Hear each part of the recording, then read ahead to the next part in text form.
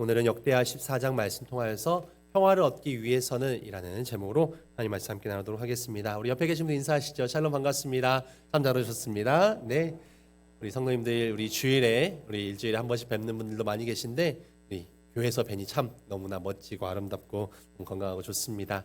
우리 기승항공교회의 귀한 예배가 우리 성도들의 삶이 더욱더 주님 보시기에 합당하고 또 복된 삶이 되길 소망합니다.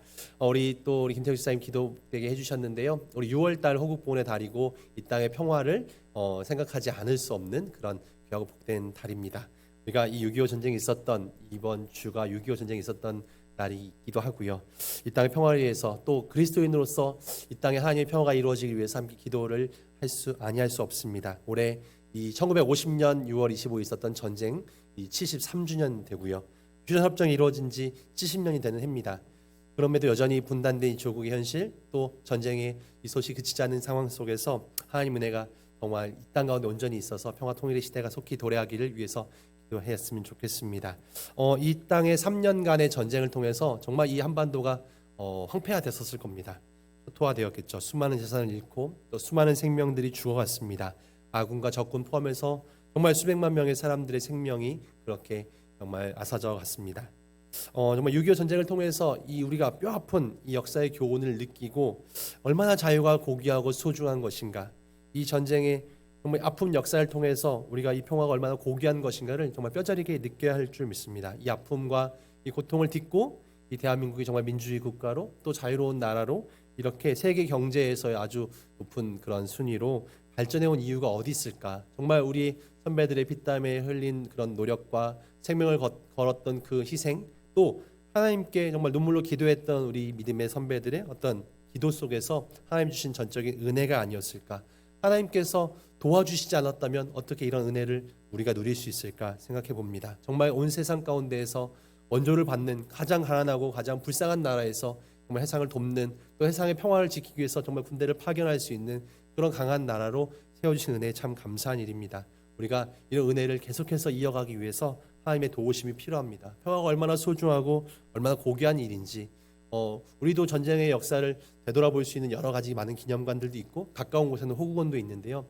미국에 가면은 6.25 전쟁 기념관이 있다고, 기념공원이 있습니다. 그곳에 이런 문구가 그 길에 쓰여 있다고 합니다. 이렇게 쓰여 있죠.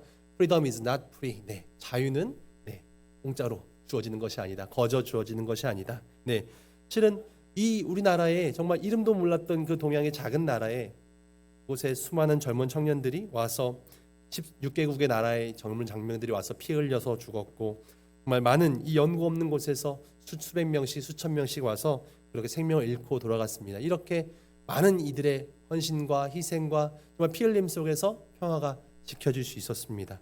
정말 이 은혜를, 이 평화를 우리가 어떻게 갚아낼 것인가, 또 하나님께서는 이 민족 가운데 이 민족을 어떻게 구원하셔서 이렇게 평화로운 나라를 만들어 가셨는가, 많은 이들의 기도의 열매이고 헌신의 열매라 믿습니다. 오늘 특별히 이 6.25 전쟁을 맞이하면서 6.25 이 기념일을 맞이하면서 어떻게 하면 우리가 온전한 평화 이룰 수 있을까, 어떻게 하면 하나님 주시는 평화를 우리가 가져올 수 있을까, 특별히 어떤 전쟁이 없는 평화뿐만이 아니라 이 개인의 평화, 또 가정의 평화, 내가 속한 공동체 안의 평화, 또 이 나라와 온 세상 가운데 평화가 어떻게 하면 이루어질 수 있을까, 하나님께서 어떤 이에게 어떤 사람들에게 이런 평화를 허락하시는가, 오늘 말씀 통해서 함께 생각해 보고자 합니다. 오늘 성경 본문 말씀 역대하 14장은 남왕국 유다의 왕의 이야기입니다. 남왕국 유다 왕 중에 특별히 아사 왕의 이야기죠. 이 아사 왕 어떤 왕이었냐면 남유다 왕국의 세 번째 왕이었습니다. 우리가 보통 이스라엘 왕의 역사를 한번 살펴보죠. 맨 처음에 사울이 이 나라의 첫 번째 왕이 됩니다. 그리고 나서 다윗이 이제 좀 더 강력한 왕권을 확립하죠. 그리고 다윗 왕 이어서 솔로몬 왕, 하나님께서 축복해 주셔서 많은 부강함과 넓은 영토를 차지하게 되었습니다. 근데 솔로몬 왕 이후에 솔로몬도 하나님 놀라운 축복을 받았던 왕이었지만 그의 말년에는 더 나라를 확장하는 과정 속에서 이방에 있는 많은 공주들과 정략 결혼을 취했고, 그런 상황 속에서 이방에서 데리고 왔던 우상들이 나라 가운데 더욱더 들어오게 됩니다.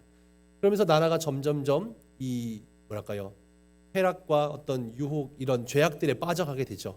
그리고 솔로몬 왕이 죽었을 때 그의 자녀였던 이 르호보암이라는 왕이 나라를 솔로몬처럼 지혜롭게 다스리지 못합니다. 그래서 나라가 정말 많은 민족들이 어떤 원성과 분노를 사게 됩니다. 그리고 나서 이 원성과 분노 속에서 백성들은 새로운 쿠데타를 일으키게 되죠. 그래서 남쪽의 유다 지파를 중심으로 했던 남왕국은 이 솔로몬의 아들이었던 르호보암에 의해서 남왕국 유대 왕국이 형성되게 되고, 그 전쟁을 이 나라를 나뉘고자 했던 그런 새로운 지도자 여로보암이라는, 이름도 비슷합니다. 여로보암이라는 새로운 지도자가 이제 북왕국을 중심으로 해서 북이스라엘 왕국을 세우게 됩니다. 그래서 솔로몬 이후에 나라가 둘로 나뉘어지게 됐죠. 나라가 얼마 이 다윗과 솔로몬 왕 이후에 바로 이 나라가 분열되게 됩니다. 그런데 이 르호보암, 그리고 그 다음에 아비야, 그리고 3대째 왕이 바로 오늘 성경 말씀의 주제, 이 주인공인 아사 왕이 됩니다. 그러니까 이 아사 왕, 실은 이 잘못 정치를 했던 르호보암, 그리고 우상에 빠져 살았던 아비야, 이 할아버지 아버지의 뒤를 이어서 세 번째 남왕국 유다의 왕이 되었는데, 이 아사 왕은 특별히 그의 부모님들과 달리, 그의 할아버지와 달리 아주 정의로운 정치를 했고 하나님 마음에 꼭 드는 통치를 했습니다. 그래서 아사 왕은 성경에 훌륭한 왕으로 기록이 남아 있고, 아사 왕 통치에 어떤 특징이 있었다면 그것은 바로 하나님께서 그 땅 가운데 평화를 주셨다는 것입니다. 우상을 섬기고 하나님 뜻에 합당하지 않은 통치를 했던 왕들의 시대에는 그 땅에 전쟁이 끊이지 않았고 백성들은 고통 가운데 살았지만, 하나님께서 축복해 주셨던 그런 왕들의 상황, 그런 통치를 잘했던 왕들의 특징은 하나님께서 그들의 땅에 평화를 주셨다는 사실입니다. 오늘 말씀 14장 1절 한번 같이 읽어볼까요? 이렇게 나와 있습니다. 같이 읽어보세요. 시작.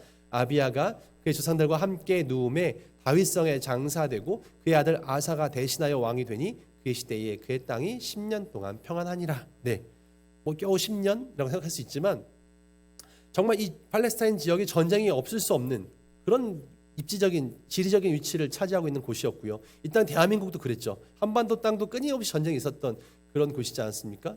실은 10년 동안 어떤 전쟁도 없었다는 것만 해도 대단한 일입니다. 실은 아사왕 시대의 특징은 말씀 잠깐 지나갔지만 10년 동안 평안하니라. 아사왕 시대의 특징은 평안이라고 볼 수 있습니다. 평안이란 말은 평화와도 동일한데요. 5절 6절 말씀도 제가 한번 읽어드릴게요. 또 모든 유다 성읍에서 산당과 태양상을 없애매 나라가 그 앞에서 평안함을 누리니라. 여호와께서 아사에게 평안을 주셨으므로 그 땅이 평안하여 여러 해 싸움이 없은지라. 그가 견고한 성읍들을 유다에 건축하니라. 이 아사 왕의 시대의 특징은 제가 강조해서 읽었지만 평안이었습니다. 하나님께서 여호와께서 그 땅 가운데 평화를 주셨다라는 거죠. 7절 말씀에도 주께서 우리 사방에 평안을 주셨느니라. 하나님께서 그 땅에 아사 시대에 그 땅에 평안을 주셨습니다. 하나님 주시는 평안의 특징, 평화란 하나님께로부터 온다는 사실입니다. 지금 우리가 평화를 지키기 위해서 땅 대한민국도 군대를 세웠습니다. 그 군 안에 저희들이 있습니다. 군대에서 평화를 지키기 위해서 군사력도 강하게 유지하고 무기도 또 여러 가지 전략 전술도 발전시켜 나갑니다. 그리고 외교적으로도 이 평화를 유지하기 위해서 아주 좋은 관계를 맺고자 여러 가지로 애를 쓰고 있을 겁니다. 그런데 이렇게 국방력도 갖추고 외교력도 갖추고 여러 가지 역할들을 이렇게 통해서 평화를 수호하고자 노력하고 있습니다만, 그 모든 노력들 위에 하나님께 주시는 평화가 더하여져야만 온전한 평화를 이룰 수 있습니다. 우리가 아무리 강한 군사력을 갖춘다 해도 실은 더 강한 나라는 존재할 수 있습니다. 더 강한 나라가 우리를 침략한다면 실은 이 평화를 수호하기 어려울 수 있습니다. 그리고 만약에 저희보다 약한 나라가 공격해 온다 할지라도 어떤 희생도 없이 완벽하게 평화를 유지하기란 쉽지 않습니다. 작은 희생이라도 나타날 수밖에 없게 되는 거죠. 이 땅의 온전한 평화는 하나님께서 주셔야만 가능합니다. 내 마음의 평화도 마찬가지죠. 내 가정의 평화도 마찬가지입니다. 내가 아무리 착하게 또 모든 걸 다 이해하고 내가 다 수용한다 해도 우리 가정의 참된 평화를 이루기 위해서는 하나님께 도와주셔야만 가능합니다. 내가 좋은 마음을 아무리 품어도 상대방이 계속해서 막 마음을 긁으면요, 아무리 성품이 좋은 우리 집사님 권사님이어도 배겨내기 어려울 수 있습니다. 아무리 좋은 성품 좋은 목사도 다 용서하고 다 이해하고 다 품으려 노력해도 계속되는 어떤 공격이나 계속되는 어떤 그런 어려움이 있다면 그 마음이 계속 평화를 유지하기는 쉽지 않을 것입니다. 아무리 좋은 공부를 많이 했어요. 심리학을 전공하고 상담을 공부하고 많은 이들에게 도움을 주는 일이라고 할지라도 그 가정 가운데 평화가 없을 수 있습니다. 제가 아는 훌륭한 목사님도 실은 우울이 찾아와가지고 우울증 약을 먹고 그렇게 너무 고통스러워하는 경우도 있더라고요. 그러니까 누가 봐도 너무 유쾌하고 훌륭하고 잘 지내도 그 마음의 병은 또 사탄의 공격은 얼마든지 찾아올 수 있다는 겁니다. 하나님께서 그 마음 가운데 평화를 주셔야만 개인의 평화, 가정의 평화, 또 공동체의 평화, 또 더 나아가 나라와 이 세상의 평화도 가능한 일입니다. 그렇다면 이 아사 시대에 찾아왔던 이 평화에 찾아왔던 원인은 과연 무엇이었을까? 하나님께서 괜히 평화를 주셨는가? 아사 왕은 도대체 어떻게 했길래 그 땅에 평화가 이루어질 수 있었던가? 우리 한번 살펴보았으면 좋겠어요. 그 비결을 오늘 성경 본문을 통해서 발견해 봅니다. 첫 번째, 평화를 얻기 위해서는 우리가 선과 정의를 행해야 합니다. 첫 번째가 무엇이라고요? 선과 정의를 행해야 합니다. 오늘 2절 말씀 같이 읽어보겠습니다. 2절 같이 읽어보시죠. 시작.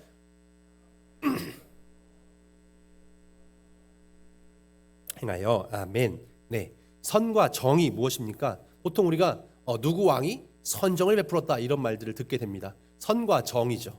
그래서 착하게, 착할 선자, 또 정의로운 정치, 착한 정치를 이 왕이 펼쳤다는 겁니다.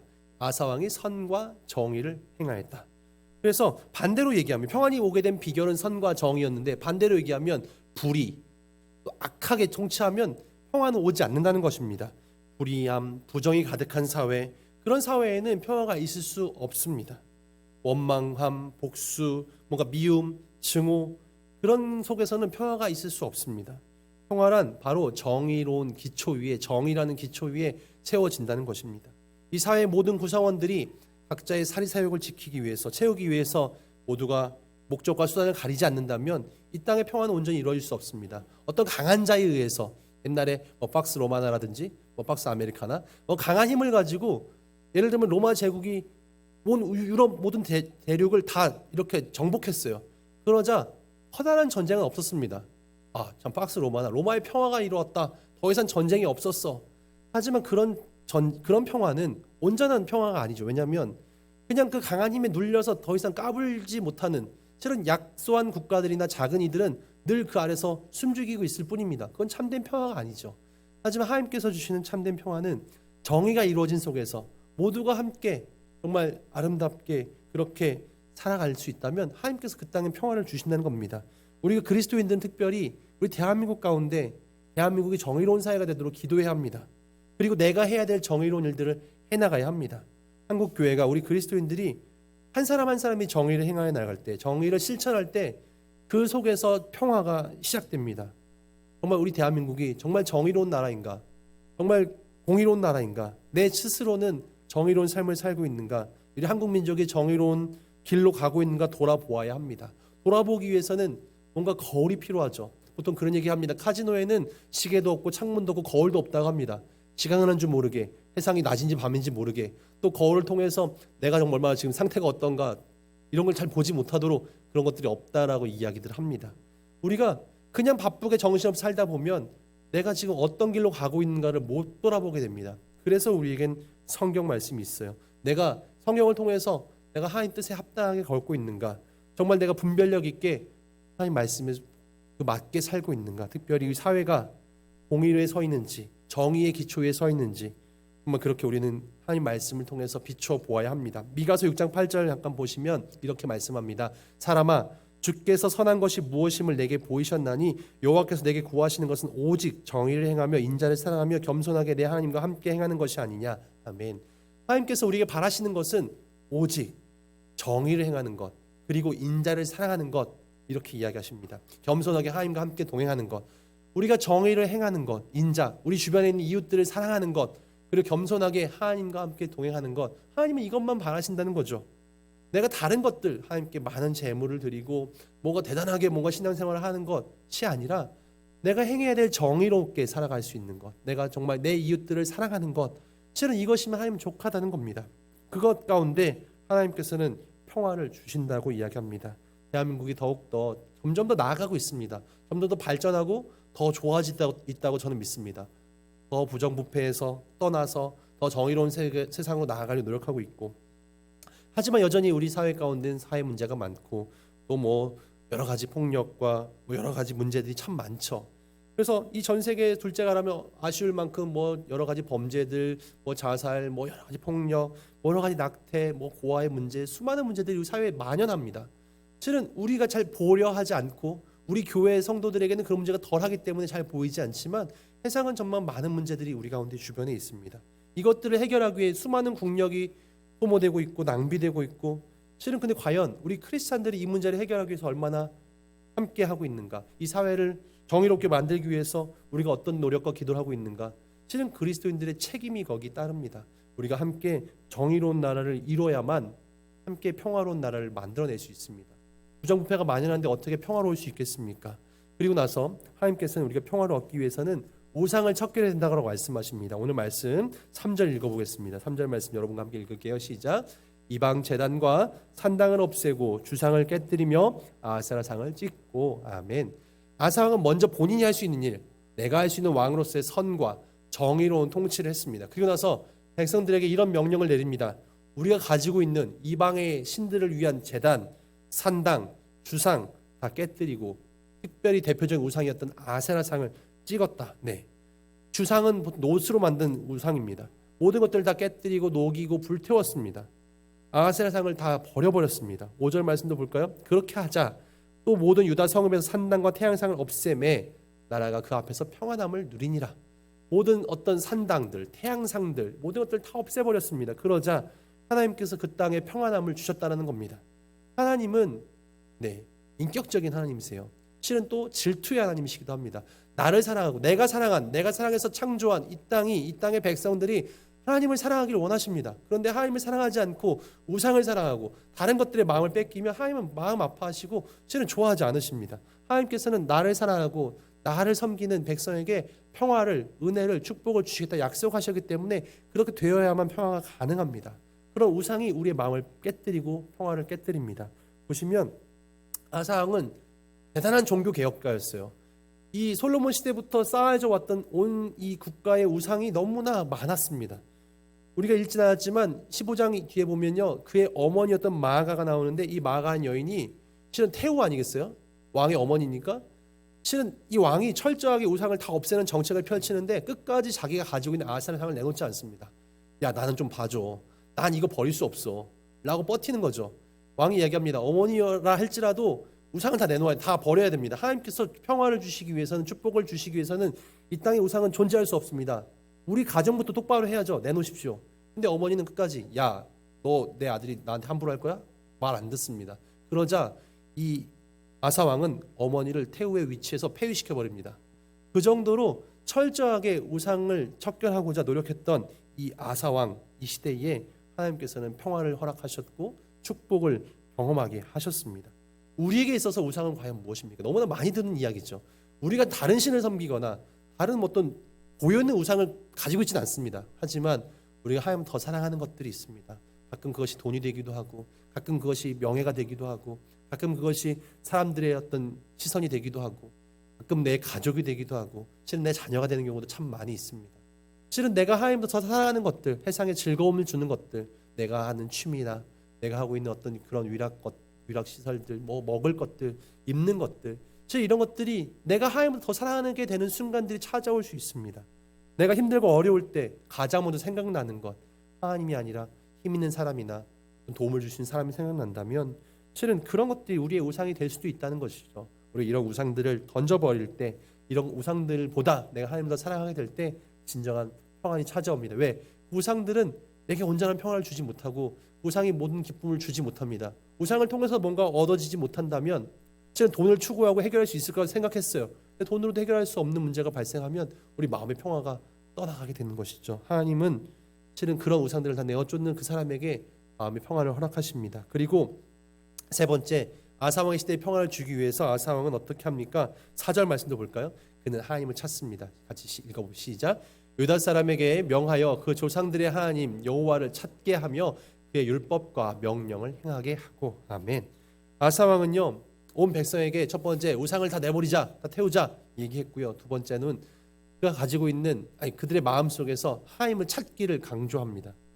하나님의 말씀과 명령을 순종해야 된다. 하나님을 찾아야 된다. 온 백성들이 하나님만 찾게 합니다. 같이 성전에 나오게 하고, 같이 절기마다 예배하게 하고, 힘들고 어려울 때마다 하나님을 찾게 하고, 오늘 아사왕은 하나님을 바라보기 시작합니다. 이것이 평화의 시작이었다는 거죠.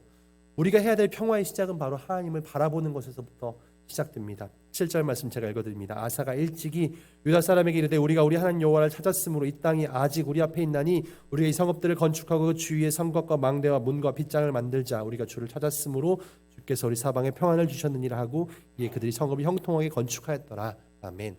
아사가 하나님만 찾고 아무것도 안 한 것은 아니었습니다. 그가 해야 될 일을 하죠. 국방력을 갖추기 위해서 성읍을 건축하고 성곽도 망대도 문도 빗장도 만듭니다. 그가 할 수 있는 방어력을 갖추기 위한 노력들을 합니다.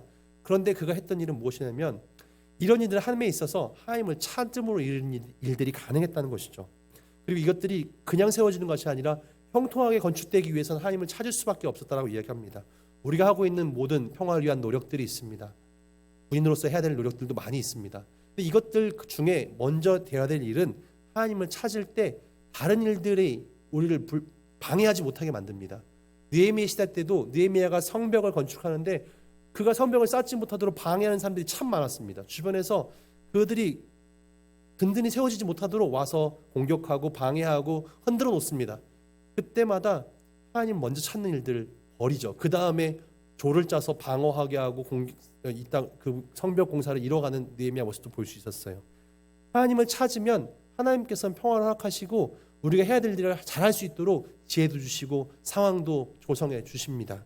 15장 2절 후반절에 보니까 아사 왕이 전쟁에 승리하고 돌아올 때 하나님의 선지자를 통해 이렇게 이야기하십니다. 너희가 만약 하나님을 찾으면 하나님 너희를 만나 주실 것이다. 우리가 하나님을 찾을 때 하나님께서 우리를 만나 주십니다. 우리가 하나님 찾는 성도가 될 때 하나님께서 우리를 만나 주시고 이 땅의 평화를 허락하십니다. 특별히 오늘 14장 9절 이하에 보면 전쟁 이야기 등장하는데요. 그가 먼저 8절에는 이 아사왕 시대 때 군사력이 얼마나 있었는지 소개합니다. 근데 합쳐보니까 한 48만 됩니다. 제가 보니까요. 근데 이 구스 사람 세라가 이 남왕 유다를 치려고 100만 명의 군대를 이끌고 옵니다. 그리고 300대의 병거를 이끌고 옵니다. 남왕 유다의 병력이 50만이 조금 안 되었어요. 병거는 하나도 없습니다.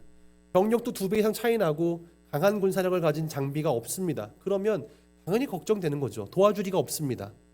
그때 이 아사왕은 어떻게 하냐면 하나님 앞에 나와 부르짖고 하나님을 찾습니다. 11절 말씀 볼까요?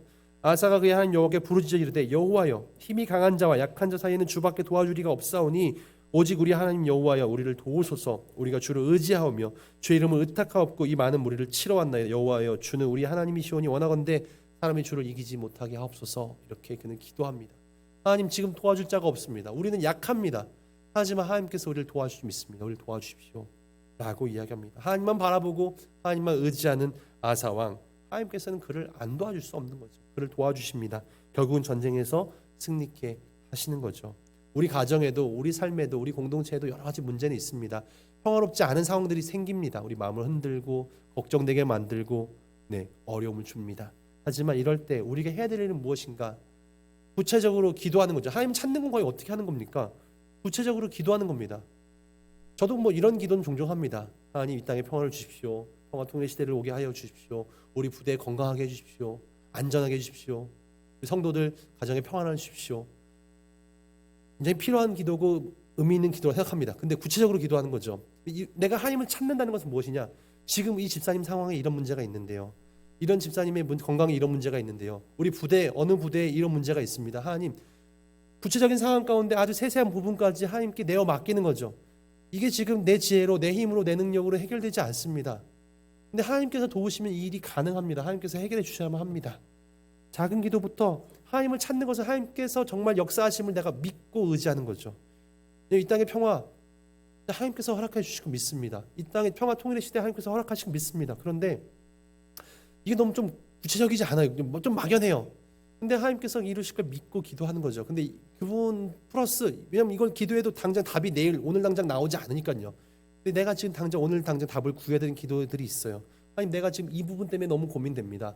이 부분이 해결되지 않으면 너무 지금 힘들어요. 하나님 이 문제 해결할 자 없사오니 강한 자 약한 자 사이에 오직 들어주실 분은 하나님밖에 없습니다. 하나님께서 응답해 주십시오. 이제는 구체적인 기도가 내가 하나님을 찾는 방법이 되는 거죠. 그렇게 될 때 당장 문제가 해결되지 않는다 할지라도 내 마음에 평화가 찾아오는 거죠. 거기서 평화는 시작됩니다. 그 평화는 그 문제의 해결까지도 이어지게 될 겁니다. 이 땅에 진정한 평화가 임하기 위해서는 이 땅의 그리스도인들이 달라지는 거죠.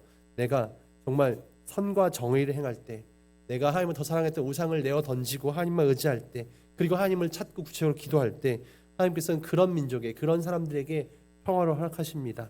하나님 앞에 나와 이 나라와 이 민족의 평화를 위해서 기도할 때 진정한 평화를 우리의 기도를 통해서 하나님 이루어 가실 거라 믿습니다. 우리가 정말 더욱더 이 6월달 다시 한번 나라를 위해 기도하면서 하나님 어떻게 우리 나라가 평화로운 나라가 될까요? 먼저 우리가 선과 정의를 행할 수 있는 이 땅이 되어지게 하여 주시옵소서. 그리고 하나님을 찾고 모두 우상들을 내어 던질 수 있는 그 나라 되게 해주십시오 라고 기도하며 이 땅의 평화를 위해서 수고하고 헌신하는 우리 모두가 되어지시기를 주님의 이름으로 축원드립니다. 아멘. 기도하겠습니다.